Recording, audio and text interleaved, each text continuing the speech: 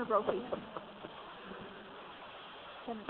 Thank you, Madam Chair. And I appreciate, Mr. Horwitz, the reasoning behind what you're doing, but I'm telling you, it is going to appear to be gratuitous and arbitrary, this choosing to tax some candies and not other candies to the regular folks who just live in Colorado and try to go about their business, because that's right, the Twix candy bar has flour in it, so it's considered a cookie, whereas the Snickers candy bar doesn't, so it will be subject to the tax.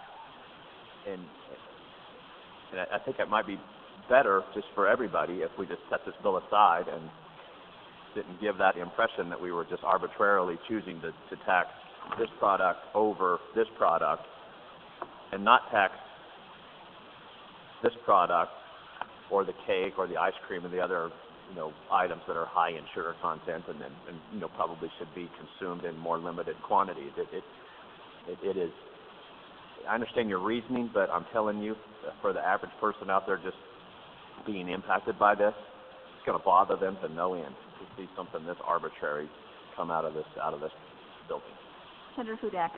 Thank you, Madam Chair. Well, I think it's very educational as somebody who is sensitive to products that contain flour, and for people to be able to differentiate between the two. And just for your pleasure, I brought you a bag of M&Ms. I know it's dinner time, but this is candy, and this, the bill would make me pay an additional 8.7 cents on this bag. And I personally am willing to pay that to enjoy these M&Ms. Any other? Senator Brophy. Thank you, Madam Chair. Senator, I asked Ms. Hunt, Senator Heath from the Fiscal Policy Institute, if this also appeared to be a somewhat regressive tax, taxing candy, hitting larger families harder than smaller families, for instance, at Easter time or Halloween time or Christmas time. And I'd like to have your comments on whether or not you think this is equitable or regressive. I certainly don't think it's regressive at all. Obviously, this is a choice we can make or not make on candy or soft drinks, so I don't think it's regressive at all. It would be aggressive. Let me ask one more question. Go ahead. Since we're excluding items that contain flour, or I'm even assuming that if, maybe wrongly, that if a company chose to dust the candy with flour, that would exclude it.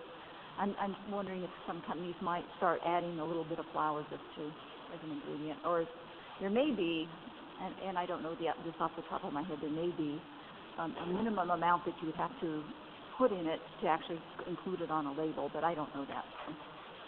Senator, you don't need to respond to that. Thank you. Any other questions or discussion?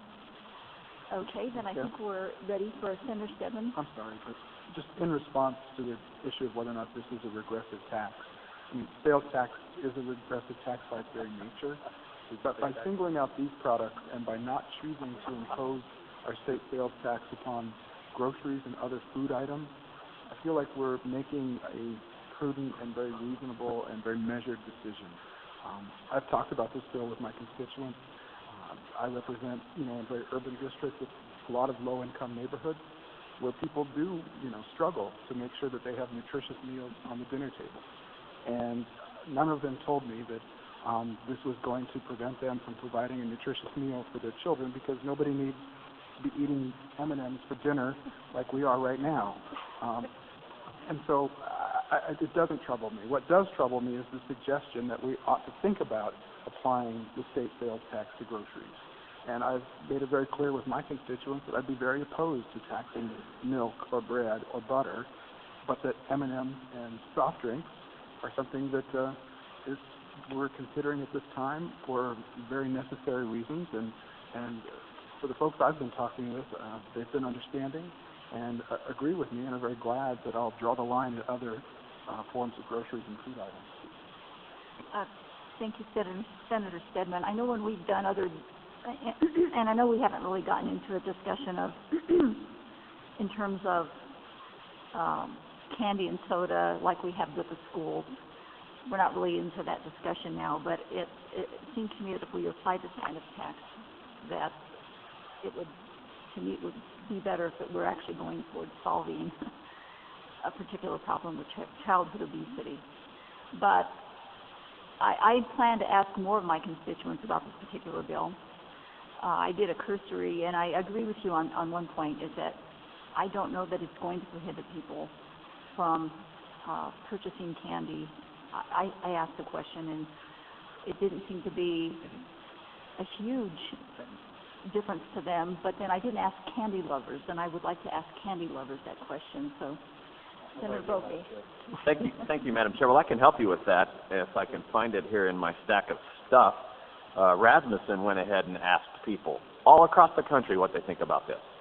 And a resounding 70% of the people who live in this country that he asked opposed taxing candy. Maybe we should go with the people on this one. And Madam Chair, my guess is those people would oppose taxing anything, as apparently you do. So.